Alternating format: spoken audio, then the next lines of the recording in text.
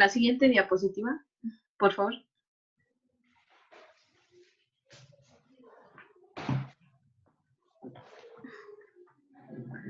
Bueno, dentro de los ejemplos de las causas, pues vamos a tener primero la autoinmune. Esta es una de las más importantes, ya que en los últimos años se ha visto un aumento. Aquí, pues las enzimas involucradas en la esteroidogénesis, pues van a funcionar como autoantígenos. Ahí vamos a tener que el autoantígeno más frecuente, pues va a ser la 21-hidroxilasa, la cual va a intervenir, como si lo recordamos, el día de ayer lo vimos, esta va a intervenir en la síntesis de cortisol y aldosterona, y con menor frecuencia vamos a tener a la 17-hidroxilasa. Esta va a intervenir en la síntesis de aldosterona. Y bueno, también tenemos que puede coexistir con otras enfermedades de origen autoinmune. Se asocia con mayor frecuencia a la tiroiditis de Hashimoto y también con síndromes poliglandulares autoinmunes. Vamos a tener que en la fase temprana las glándulas renales, suprarrenales, pueden estar aumentadas de tamaño. Esto va a ser debido a lo que es la infiltración linfocitaria, y en la fase tardía van a estar pequeñas, o sea, atróficas. Luego, en segundo lugar, tenemos a la tuberculosis y otras enfermedades infecciosas. Antes, como por el tiempo de 1950, se creía que la tuberculosis era la principal causa de la insuficiencia suprarrenal. En este tiempo, o en estos, aproximadamente en estos años, junto con la tuberculosis sigue siendo una causa, pero esta solo en lugares donde sigue endémica, ya que, como lo mencioné, la causa autoinmune pues ha ido aumentando en los últimos años. Dentro de las otras enfermedades infecciosas tenemos la histoplasmosis, blastomicosis y otras micosis. También tenemos infecciones oportunistas, como es el SIDA. Los síntomas de la enfermedad, hay que recordar que los síntomas de la enfermedad de Addison van a aparecer cuando se destruye el 90% del tejido corticosuprarrenal. Y también tenemos que un granuloma tuberculoso o fúngico puede calcificarse. Entonces, esto va a provocar que sea visible en una radiografía o en una tomografía. Luego tenemos las neoplasias, tenemos linfomas, excepcionalmente carcinoma bilateral, metástasis, por ejemplo, el carcinoma renal o pulmonar, y vamos a tener que, de nuevo, la sintomatología en la enfermedad de Addison solo aparecerá en caso de afectación masiva de ambas glándulas suprarrenales. También tenemos trastornos metabólicos, como la amiloidosis. La proteína amiloide es una proteína normal que generalmente se produce en médula ósea y puede depositarse en cualquier tejido, por ejemplo, corazón, riñones o hígado. Y la sintomatología de esta enfermedad va a depender del órgano afectado. Otro sería la adrenoleucodistrofia.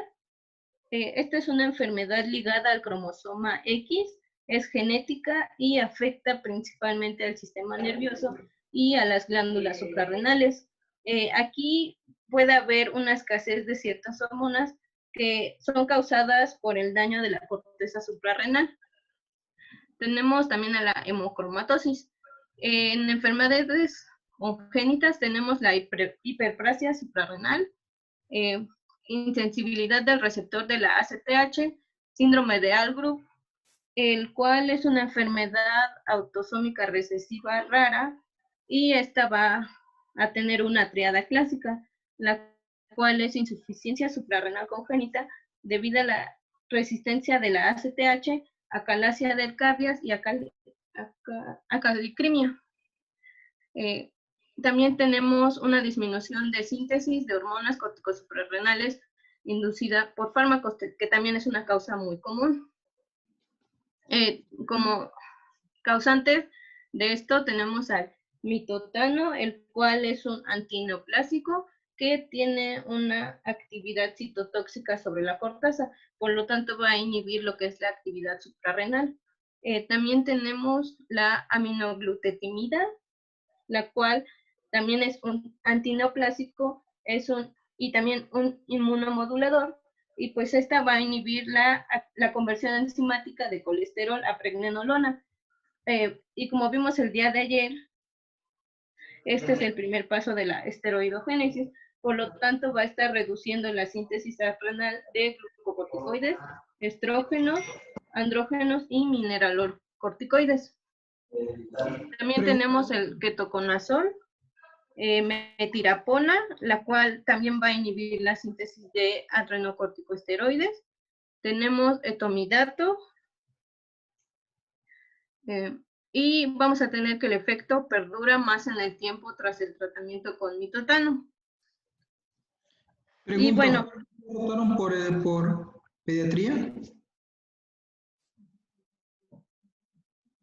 ¿Ya rotaron el gineco para recibir a los niños? no. ¿No? Bueno, No, roten en el servicio de pediatría. Obviamente, ustedes parte de su trabajo o de su formación va a ser recibir al bebé. Dentro del cuidado del bebé, anteriormente se metió una sondita para poder valorar que estuviera permeable lo que es el esófago, que no hubiera ningún problema, al igual que se colocaba lo que era el termómetro de mercurio a través del recto, a través del anito para ver que estuviera permeable, ¿sí? Entonces, parte de los cuidados también es revisarle los genitales, ¿sí? Entonces, prácticamente, si nosotros encontramos algún bebé con alguna alteración a nivel genital, sí tenemos que descartar desde un inicio alguna alteración en una de las enzimas, ya sea la 21 hidroxilasa o con mucho menor frecuencia, como bien lo dice la compañera, la 17 hidroxilasa.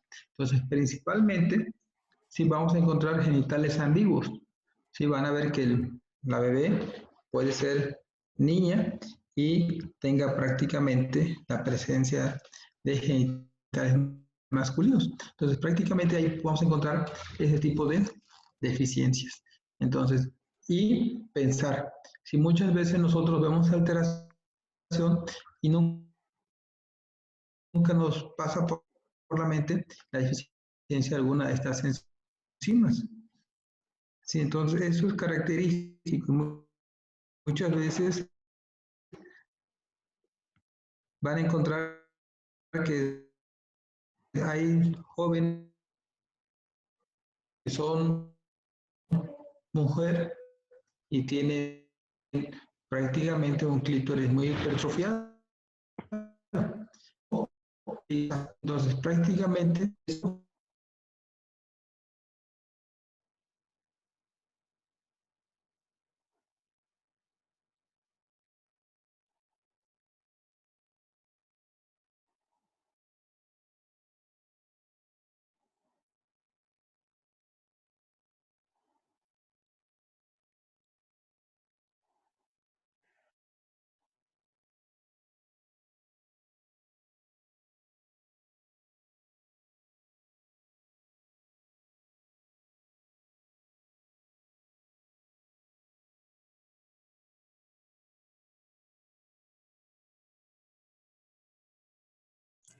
Creo que no se escucha, ¿verdad? no. No, ya no No, escuchamos Doc, nada. se cortó su audio, Doc.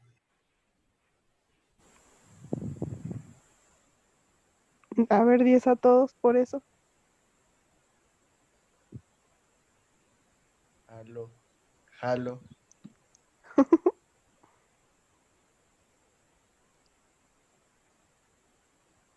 No, Doc, no se escucha.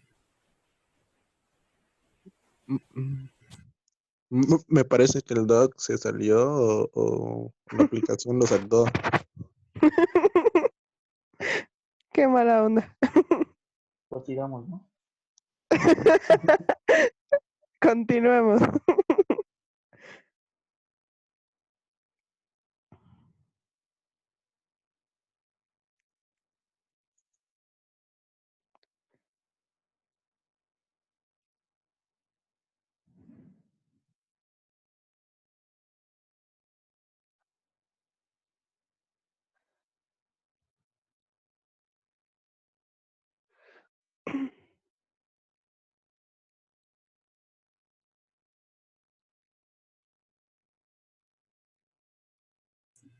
Bueno, si no, continuamos y ahorita que se conecte el doc, ya que nos haga como las anotaciones, ¿no?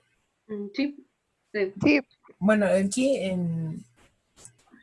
bueno, para complementar lo que dijo mi compañera en enfermedades congénitas, también está bueno, aclarando lo de hiperplasia suprarrenal congénita, se refiere que está ligada es autosómico recesivo o dominante ligado a X. Hay que recordar que cuando es dominante ligado a X es más relacionado con el sexo, entonces, y más con pues las mujeres, más que nada, porque si ellas son doble X, entonces pues es una mayor probabilidad, o también puede ser no aplicable la hiperplasia suprarrenal congénita. Y también se puede, bueno, lo que se ve es un defecto en la enzima, en las 5 enzimas que intervienen en la esteroidogénesis adrenal. Y también, a su vez, esta hiperplasia congénita se puede ver mayormente en la población judío ashkenazis, que es una población la cual, pues, la misma comunidad tiene su propia, pues, se conocen, se reproducen en la misma comunidad, entonces aumenta la probabilidad de tener la hiperplasia suprarrenal congénita. Y dentro de los trastornos, pues, la más frecuente es amiloidosis. Sí, es lo que más frecuente vamos a ver. Sí, en las neoplasias, obviamente, el carcinoma renal. ¿Sí? Y a nivel infeccioso, siempre por la situación de nuestro país, tuberculosis es lo principal. Sale, por ahí me desconecté y se perdió la señal. La que sigue.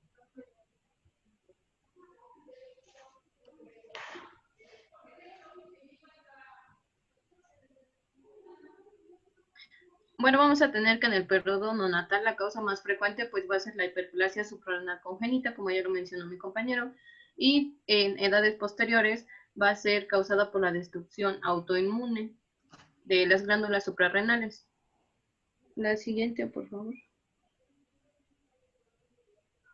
Bueno, empezando con el cuadro clínico, hay que recordar que este se va a manifestar cuando haya una destrucción de la corteza renal del 90%.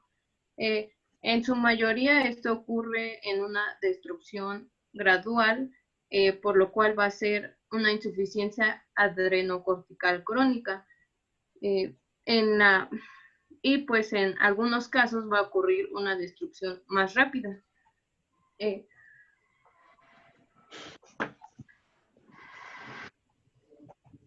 Vamos a tener diferentes signos y síntomas ocasionados por la deficiencia de las diferentes hormonas. En caso de la deficiencia de mineralocorticoides, esto solo va a ser en la insuficiencia suprarrenal primaria.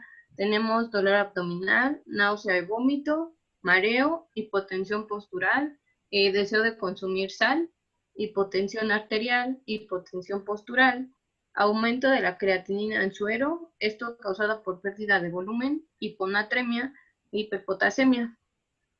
Ahora, los signos y síntomas ocasionados por la deficiencia de glucocorticoides van a ser fatiga y falta de energía, pérdida de peso, anorexia, mialgia, dolor articular, fiebre, anemia normocrómica, linfocitosis, eosinofilia. Vamos a tener a la TSH ligeramente aumentada, esto por pérdida de la inhibición por retroalimentación de la liberación de TSH, hipoglucemia, la cual va a ser más frecuente en niños, hipotensión arterial, hipotensión postural, hiponatremia, esto debido a la pérdida de la inhibición por retroalimentación de la liberación de ABP, que sería ABP, péptido natriurético auricular. Signos y síntomas producidos por la deficiencia de andrógenos suprarrenales. Aquí vamos a tener falta de energía, piel seca y prurito en mujeres, pérdida de líbido en mujeres y pérdida de vello púbico y axilar en mujeres. Otros signos y síntomas tenemos la hiperpigmentación, solo en insuficiencia suprarrenal primaria, por el exceso de péptidos derivados de la propio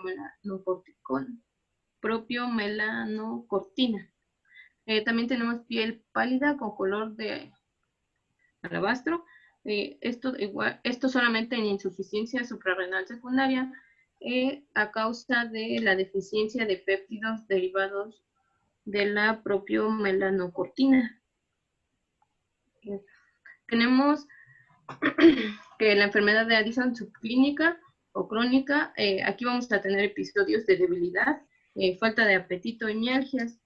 Esta tiene un carácter transitorio y especialmente después de un gran esfuerzo físico. Respecto a la hiperpigmentación cutánea, esta va a ser especialmente en lo que son las áreas que están expuestas al sol o al roce. Estas van a tener una coloración parda en lugares como codos, surcos de las manos, areolas y cicatrices. Y bueno, vamos a tener que en algunos casos también aparecen placas marrones en la mucosa oral. Respecto a la pigmentación, pues va a ser por un exceso de la ACTH y la melanotropina, cuya secreción no va a estar inhibida de una manera adecuada por el cortisol a través de un mecanismo de feedback negativo, porque si recordamos, pues las cantidades de la hormona van a estar disminuidas. Entre otros signos y síntomas tenemos heces blandas, calcificación del cartílago de la oreja, disminución de la fuerza muscular, diarreas y cambios en la personalidad. Ahorita tengo un residente de psiquiatría, pero viene con su carta de liberación del hospital como se le escanearon y se la mandaron, él nada más la imprimió. Y viene nada más dirigido como subdirección de enseñanza, no viene el doctor Montiel. Que la hagan bien. Bueno, aquí en las imágenes podemos observar la hiperpigmentación que existe en los codos, en las palmas de las manos, los surcos van a estar más marcados. Aquí tenemos bueno, también podemos observar las placas que se pueden observar en la mucosa oral. Y aquí, bueno, de hecho la enfermedad de Addison va a coexistir con otras enfermedades autoinmunes, como por ejemplo el vitíligo. Aquí también, bueno, también tenemos cómo se observa a nivel facial, ya que como mencioné, se puede observar en zonas expuestas al sol, al igual que en las manos, se puede observar bien la hiperpigmentación. La siguiente.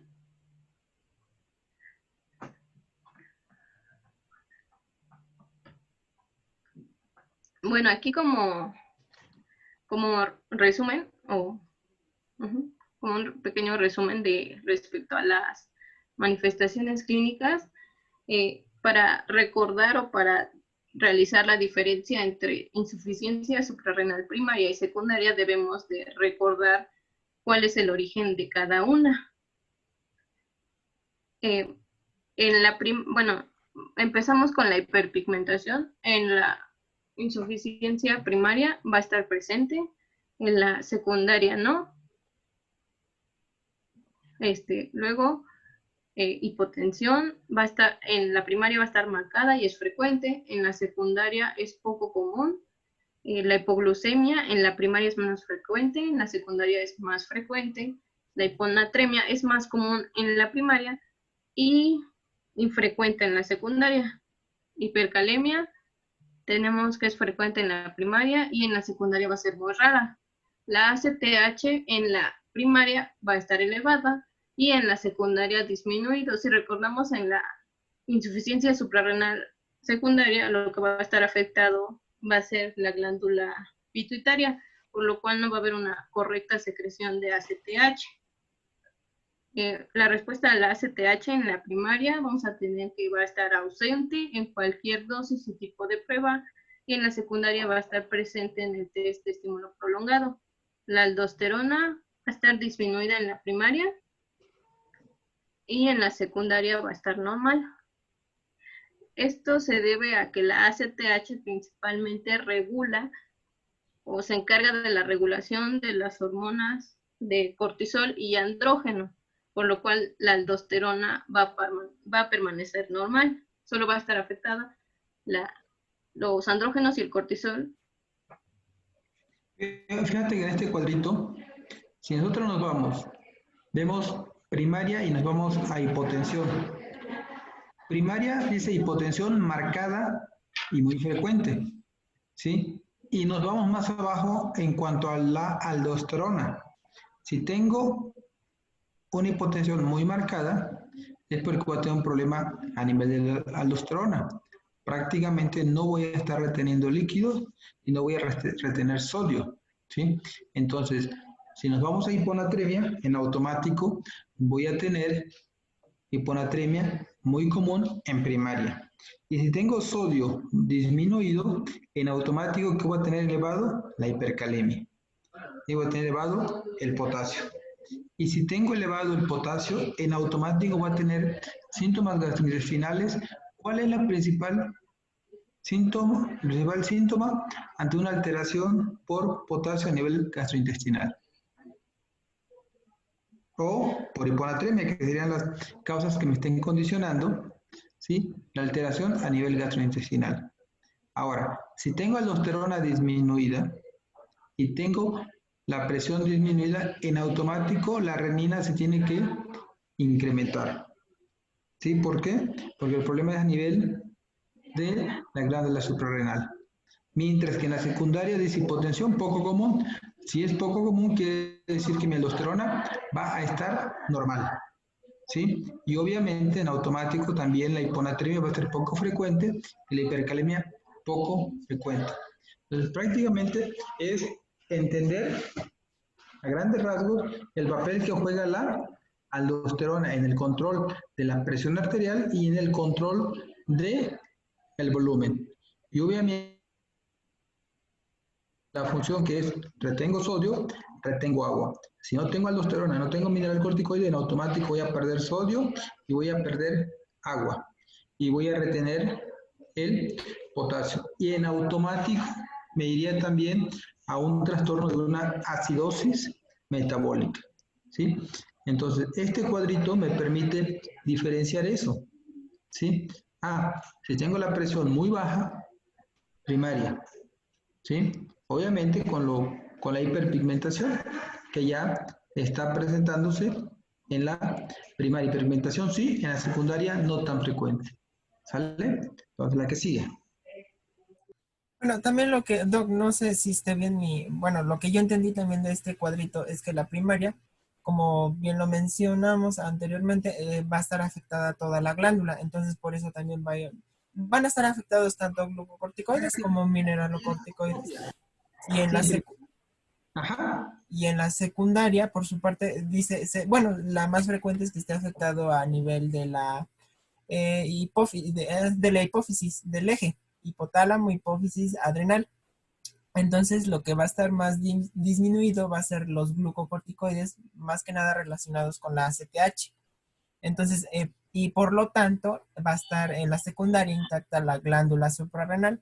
Entonces, por lo tanto, va a estar intacto el sistema renina, angiotensina, aldosterona, porque no va a estar afectada la glándula suprarrenal.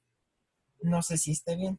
Es correcto, ¿sí? O sea, en la primaria, en automático tienes alterada la glándula suprarrenal, por más estímulo no lo va a haber, mientras que en la secundaria vas a tener alterado más arriba, a nivel realmente de la hipófisis. Y obviamente, permaneciendo intacto, como bien lo dice el sistema renina, angiotensina, aldosterona, por eso logras mantener prácticamente una presión arterial, ¿sí? Y logras mantener el equilibrio hidroelectrolítico, ¿sí? Así de fácil, ¿sale?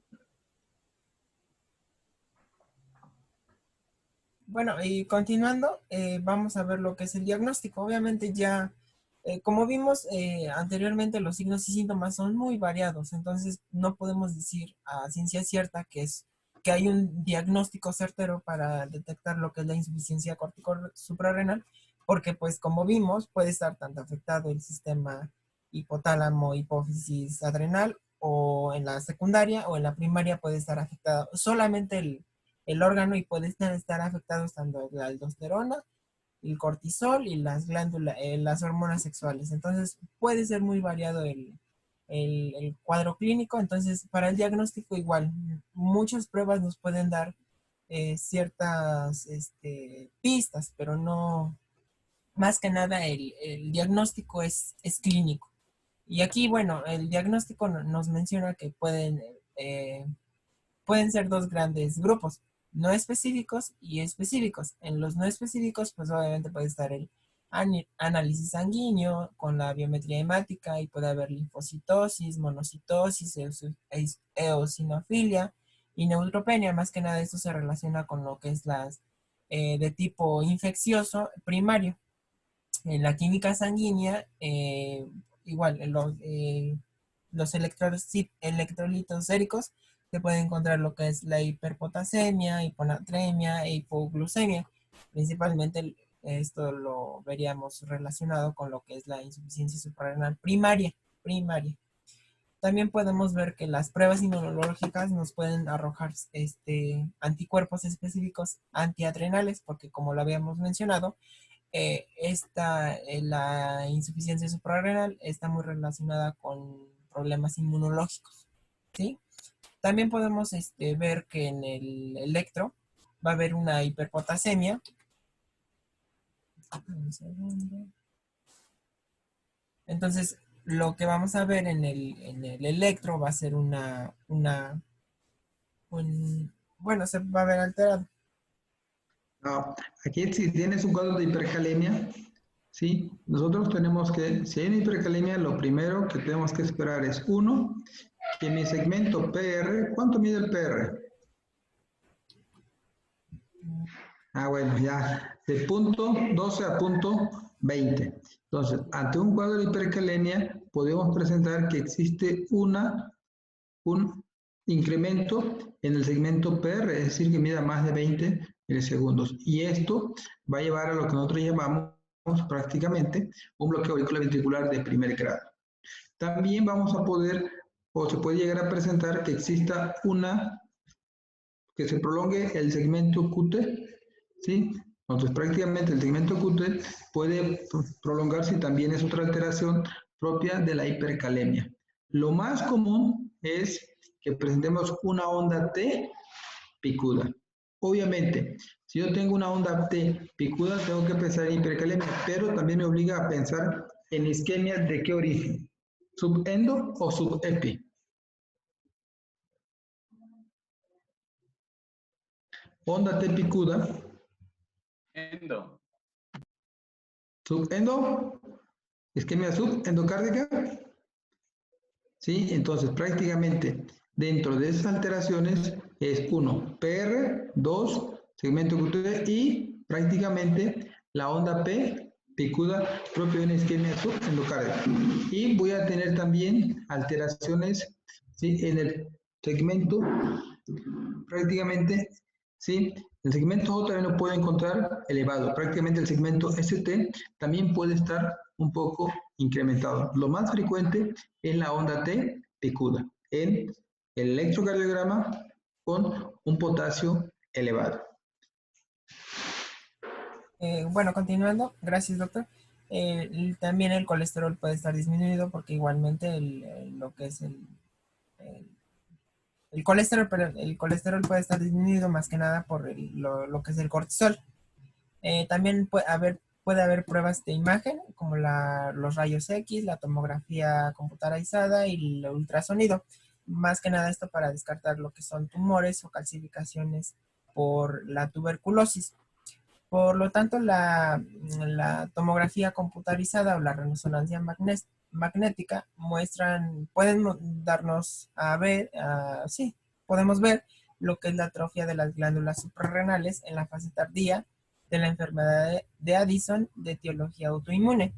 También nos puede mostrar lo que es la presencia de tumores bilaterales suprarrenales y suele ser indicativo de metástasis o de linfoma. En el específico podemos encontrar más que nada para lo que es la secundaria, por así decirlo, que sería pruebas hormonales, que sería el gold estándar. Sería un test corto de estimulación con corticotropina sintética. ACTH o tetracosatida. Perdón.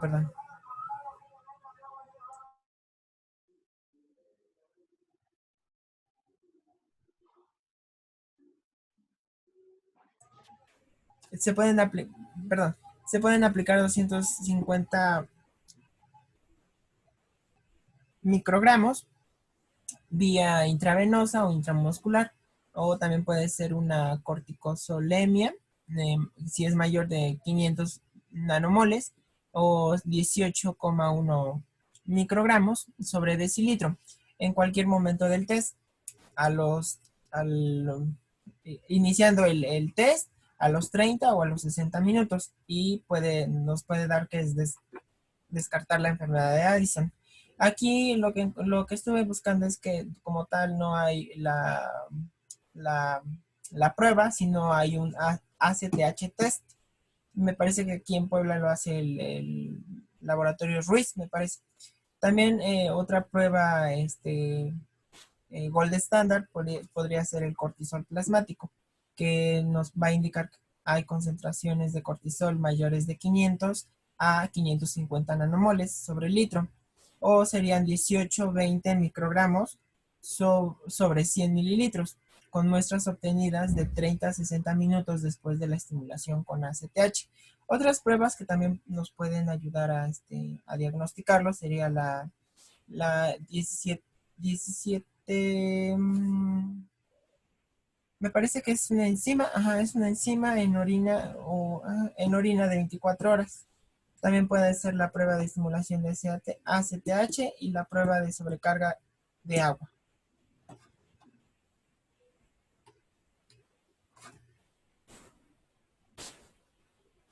Y ahora bien, el diagnóstico diferencial de localización de la insuficiencia suprarrenal, podemos, conforme a estas pruebas, podemos clasificarla en primaria, secundaria, terciaria.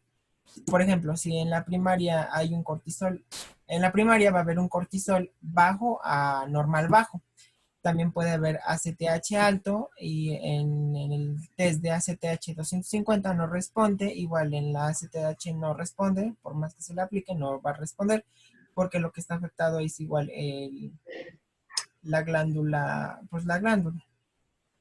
Entonces el cortisol no va a haber y la ACTH pues va a estar alto, porque lo que es al nivel de hipófisis va a estar enviando el estímulo, pero obviamente la glándula, que es la suprarrenal, no va a estar produciendo las hormonas, entonces el cortisol va a estar abajo. En la secundaria, pues obviamente lo que va a estar afectado va a ser a nivel de hipófisis, entonces la glándula no va a funcionar, por lo tanto el cortisol, lo que es el resultado de la glándula, va a estar bajo o normal bajo, entonces no va a haber una producción, y por lo tanto la ACTH va a estar baja y los diferentes test pues no van a responder.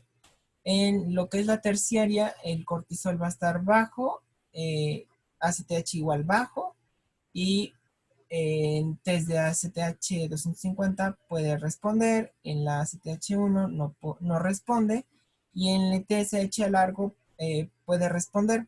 Más que nada la terciaria, si recuerdan, en las diapositivas anteriores habíamos dicho que la terciaria puede estar más relacionada con lo que es un nivel A en el hipotálamo. Entonces lo que va a estar dañado va a ser la CRH. Y el test de CRH a CTH responde. Ahora bien, aquí unas pequeñas imágenes solamente como para mostrarles lo que es lo que había mencionado anteriormente, que gracias a la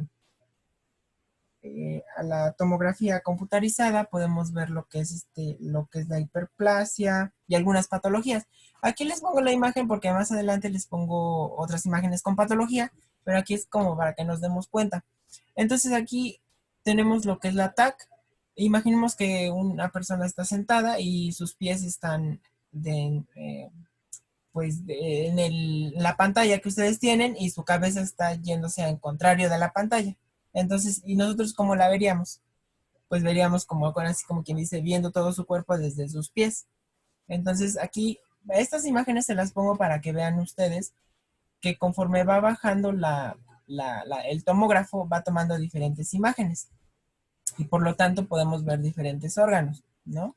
Aquí en el que muestra el 3, dice que es el hígado, el 5 es el estómago, el 9 es la aorta y así sucesivamente. Entonces vamos bajando y vamos viendo los diferentes órganos. Y por ejemplo, en esta imagen que les pongo aquí, figura 4, aquí podemos ver lo que es en el número 3, dice suprarrenal derecha, y vemos cómo es una pequeña puntito, por así decirlo. Entonces vamos bajando y vamos viendo que crece un poquito más. Mejor dicho, como es muy pequeña la glándula suprarrenal, pues pasa como imperceptible para el ojo humano. Entonces, ya bajando más, vemos que el número 2, donde estaba más o menos la glándula, vemos que se encuentra el polo superior del riñón. Y vemos que eso sería normal, ¿no? Un tamaño pequeño de la glándula suprarrenal. Pero cuando hay lesiones malignas, a ese nivel, cuando vimos la glándula suprarrenal en la imagen 1A, podemos ver que hay una patología. Aquí. Aquí se supone que está la glándula suprarrenal. Entonces podemos ver que la TAG es muy, muy eficiente para poder ver patologías de la glándula suprarrenal. Y aquí menciona el A, que es un carcinoma suprarrenal derecho. Y nos muestra que la primera imagen a su lado izquierdo es un ultrasonido y las consiguientes son tomografías con contraste intravenoso con corte A y C. Gran masa suprarrenal derecha de 9 centímetros, bilobulada, bien delimitada, sólida, heterogénea, con gran componente quístico necrótico en su vertiente inferior. El estudio histológico confirma carcinoma sin infiltración. Entonces aquí podemos ver el carcinoma. ¿Ok? Y en la B podemos ver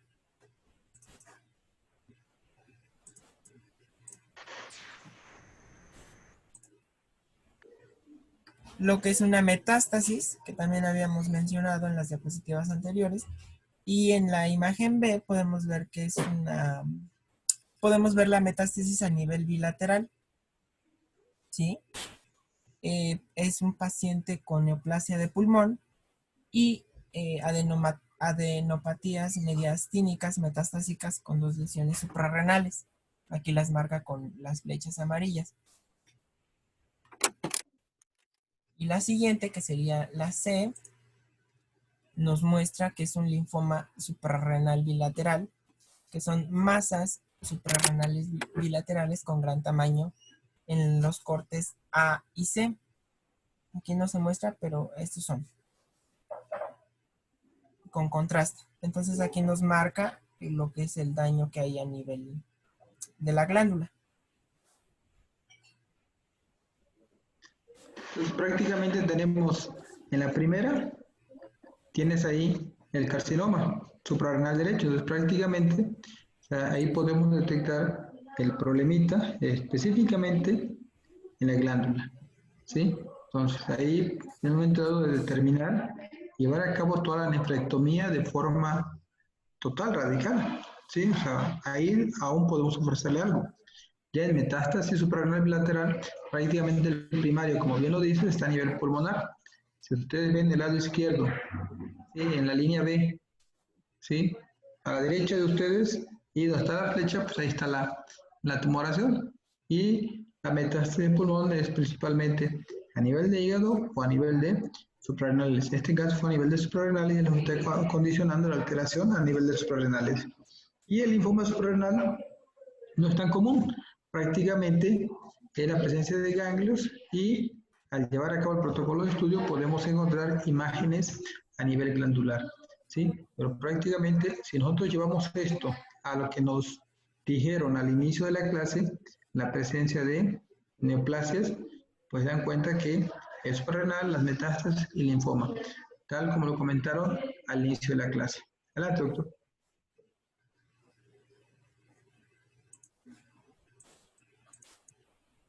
Pues esta información lo saqué de una revista médica que es abordaje en hallazgos suprarrenal casual, y las imágenes es una página muy dinámica que es de wradiología.es. Les recomiendo que también la vean, es muy dinámica.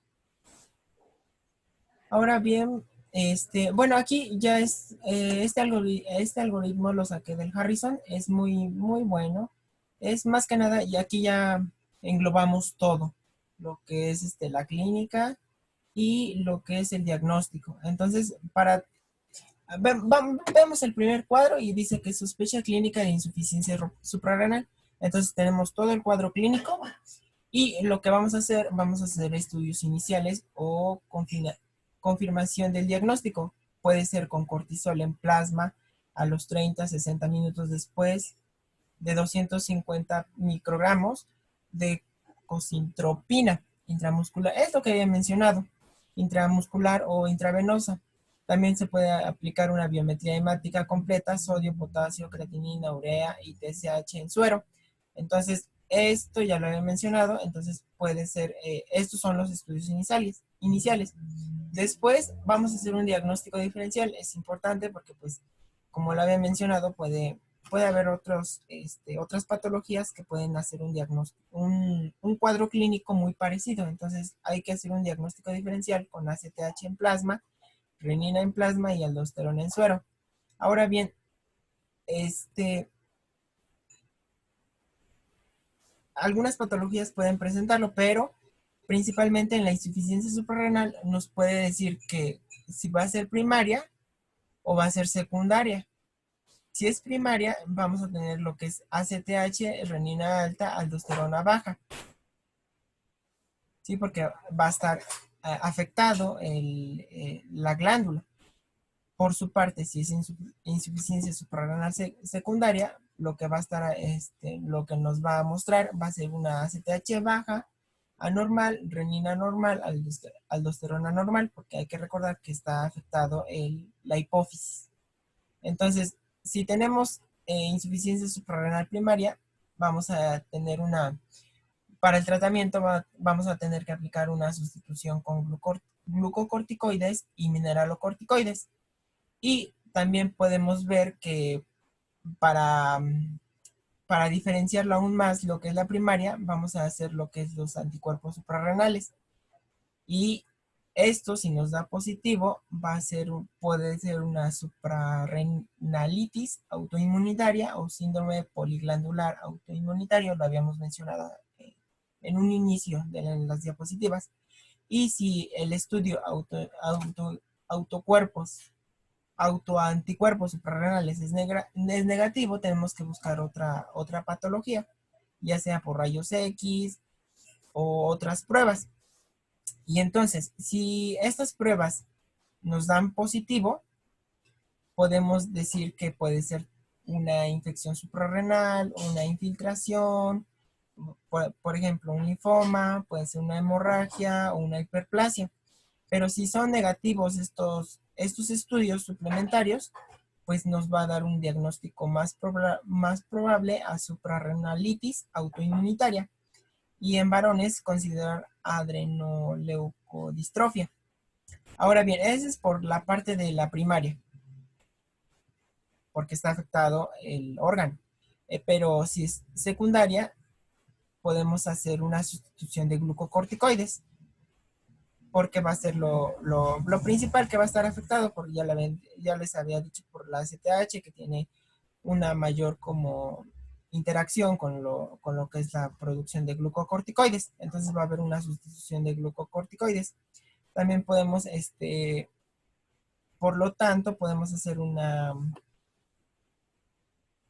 resonancia magnética a nivel de hipófisis, y si esta nos da positivo, podemos decir que es una lesión de masa hipotalámica o hipofisiaria. Y si es negativo, pues tenemos que ver que si hay antecedentes del tratamiento con glucocorticoides exógenos o antecedentes de traumatismos de cráneo o considerar la deficiencia aislada de ACTH. Entonces este cuadrito está muy completo, engloba todo lo que hemos visto y lo que hemos mencionado. Entonces, prácticamente, ¿qué es lo primero? Lo primero es, sí, eso es lo padre de medicina interna. ¿Sí? Prácticamente lo padre de medicina interna es que con un signo, con un síntoma podemos hacer mucho diagnóstico. Sí, pero primero tenemos que imaginarlo. Si el paciente tiene pérdida de peso, podemos hacer múltiples diagnósticos. ¿Sí?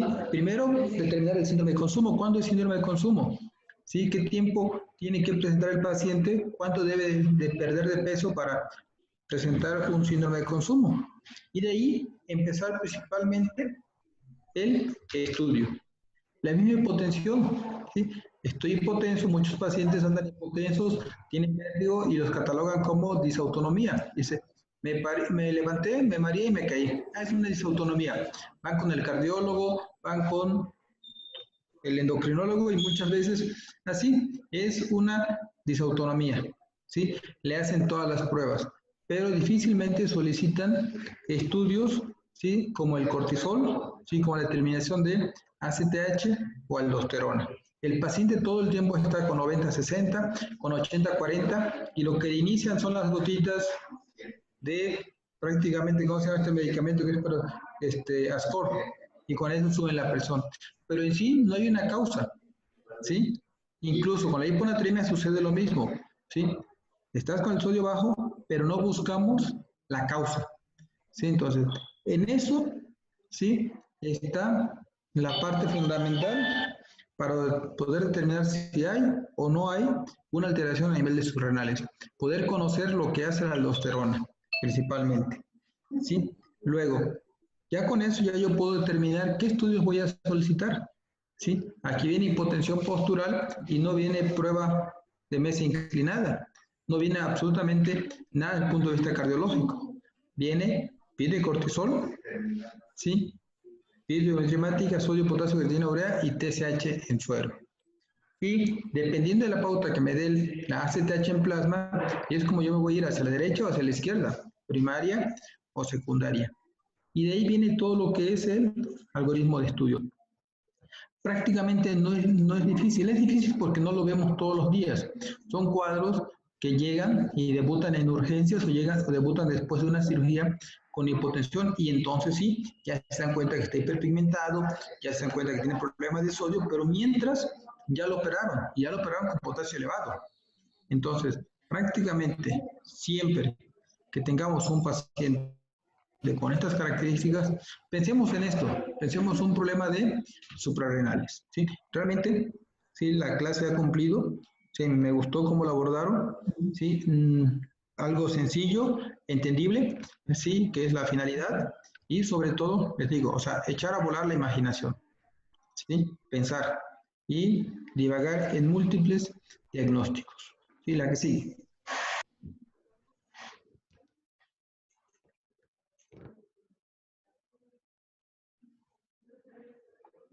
Bueno, ya concluyendo, veo que ya va a acabar la clase. Solamente el tratamiento va a ser una dieta, principalmente va a ser una dieta rica en sodio de 5 a 15 gramos de sal como un extra en los alimentos. También se le van a aplicar glucocorticoides, que pues es lo principal. Va a ser acetato de cortisona, puede ser hidrocortisona también se pueden implementar lo que son mineralocorticoides en el caso de que esté afectada en la primaria. Pueden ser 9-alfa fluorhidrocortisona, acetato de desoxicorticoesterona y fludrocortisona. También se pueden aplicar lo que son andrógenos y se puede administrar de hidroepiandrosterona en mujeres a dosis de 5 a 25, máximo 50 miligramos por día, por un día, después del desayuno. Y también se debe de tratar lo que es la afectación primaria, si es en caso de una tuberculosis, alguna infección o, o un cáncer, por así decirlo. Y es importante que se ajuste la hidrocortisona en situaciones de estrés. Habíamos dicho que en las personas que pues, tienen la insuficiencia suprarrenal no pueden producir lo que es mineralocorticoides y glucocorticoides. Entonces, cuando se somete a una cirugía no tiene estos elementos. Entonces es importante administrarlos. Ahora bien, bueno, ya nada más le traía en el otro, que sería lo que es la crisis suprarrenal.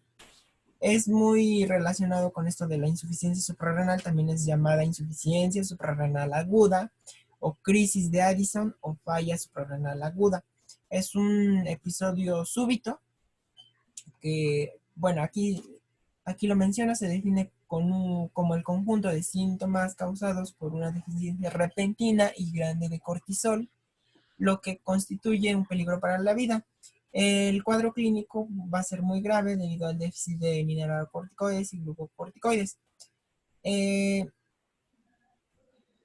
retiro de esteroides es la causa más común de insuficiencia suprarrenal aguda en pacientes con insuficiencia suprarrenal crónica. ¿Sí? Entonces, si a un paciente con esteroides aplicados durante un gran periodo se le quitan repentinamente, puede presentar este episodio de insuficiencia suprarrenal aguda o crisis. Y la sospecha, pues, se puede ver en pacientes con shock hipovolémico, hipotonía o crisis hipoglucémica, principalmente en niños, lo que es la crisis hipoglucémica, que no responde a la administración de fluidos y catecolaminas. Bueno, en el recién nacido y en el lactante puede presentarse como una descompensación espontánea tras una latencia de 8 a 15 días. O sea, puede tener el niño sintomatología, pero puede presentarlo súbito, ¿sí? O también se puede presentar por un parto distóxico, una infección interrecurrente, un síndrome hemorrágico. La forma de presentación es un síndrome de pérdida salina caracterizado por una deshidratación con hiponatremia e hipercalemia. En un niño mayor, la forma de presentación más frecuente son los síntomas digestivos, que pueden ser diarrea, vómito, dolor abdominal intenso. También puede ser por una infección, traumatismo, intervención quirúrgica o régimen pobre en sal. Dice que también en pacientes que reciben con tratamiento con glucocorticoides de manera prolongada, lo cual conduce a una inhibición del eje ACTH, la cual se mantiene luego de la suspensión del tratamiento por un periodo aproximado de un año. Entonces, personas que hayan tenido un tratamiento prolongado con estos glucocorticoides y se le quita de repente, puede presentar lo que es la crisis. Y por último, el tratamiento para este cuadro es un inicio inmediato de rehidratación, una sustitución de glucocorticoides, iniciarse mediante la inyección en bolo de 100 miligramos de hidrocortisona, seguido de la administración de 100 a 200 miligramos de hidrocortisona en 24 horas, ya sea en goteo continuo o con inyecciones en bolo intravenoso o intramuscular. Y también es importante administrar una sustitución de mineralocorticoides, iniciarse cuando la dosis diaria de hidrocortisona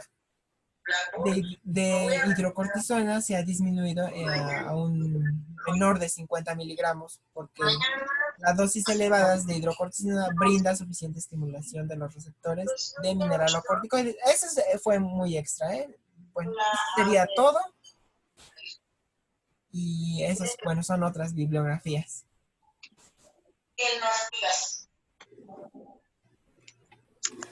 Así es. Sí, por ahí alguien tenía su micrófono abierto. ¿O es la? No, Por sí, ahí alguien tenía el micrófono abierto y no se escuchó ya el último. Sí, muy bien, ¿eh? Realmente, sí, yo creo que se abordó lo que queríamos primarias, secundarias, enfatizamos específicamente las funciones de la aldosterona y sobre todo descartar eso ante una hipotensión, ¿sí? Realmente me gustaría que se pusieran de acuerdo ustedes cuándo quieren el examen, ¿sí? Ya vi que tienen nutrición 1, nutrición 2, temas selectos de epidemiología, que es importantísimo, que me digan cuándo quieren el examen y sin ningún problema, ¿sale? No podemos catalogar a todos con la misma calificación. ¿Se dan cuenta? Son 32. Hay compañeros de ustedes que no iban a clases. Entonces, realmente, yo más o menos tengo ubicados quiénes iban, quiénes no van. Voy a algunas listas de asistencia. Entonces, pónganse de acuerdo entre ustedes. Cuándo quieren el examen, me digan tal día, doctor, y ese día lo subo a la plataforma, lo hacen y continuamos con los temas. ¿Qué toca mañana?